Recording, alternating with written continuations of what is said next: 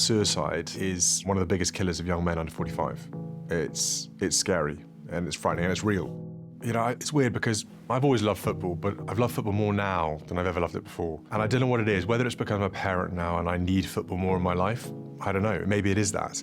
We felt football was a really good way to reach some of the hard-to-reach people, to get them to talk about their feelings, to not let things get to a breaking point. We're trying to reach the guy or girl who's passionate about football, watches it every single day of their lives, to the guy or girl who plays FIFA on their sofa all day long. Me personally, I grew up in a family where it was kind of seen that the way it is that you don't give away too much emotion, you keep things to yourself, you maybe don't engage too much together in an emotional kind of way, and it's an important thing, and I think something that we're all much more aware of now, and there's probably a lot more to do. It does seem like a lot of it has come about from the war, you know, 2 world wars. There is no amount of talking, no amount of explaining, no amount of counselling you can have that can get a whole generation past the atrocities and the grief and the sadness that, you know, a whole nation felt about 2 world wars. And I think that in itself made a generation internalise all of their problems because they just wanted to get on with life, they just wanted to move on. But right now we have to start questioning whether that's relevant in today's world and how we're living.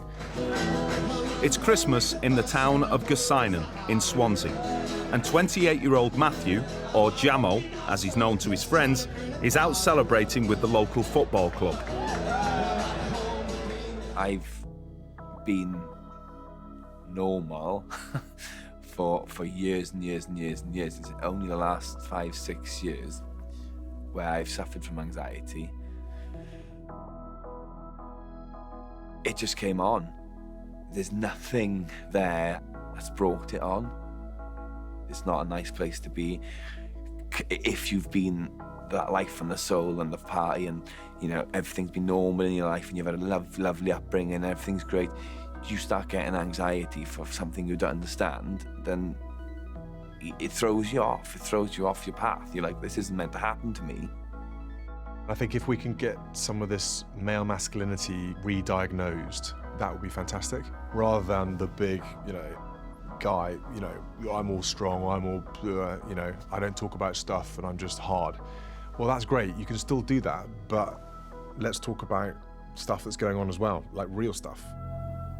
It is a big challenge, and I don't expect to fix it in, you know, 1 campaign, 2 campaigns, even maybe 10 campaigns, I don't know.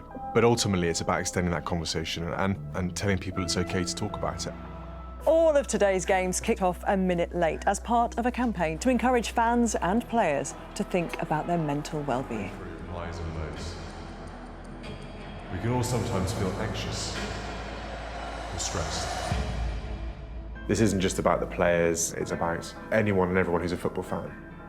If only a few people turn around the next day and go, you know, I've got to deal with my mental health. I've got to have that conversation. I've got to start taking what's happening seriously. Then it'll be a success.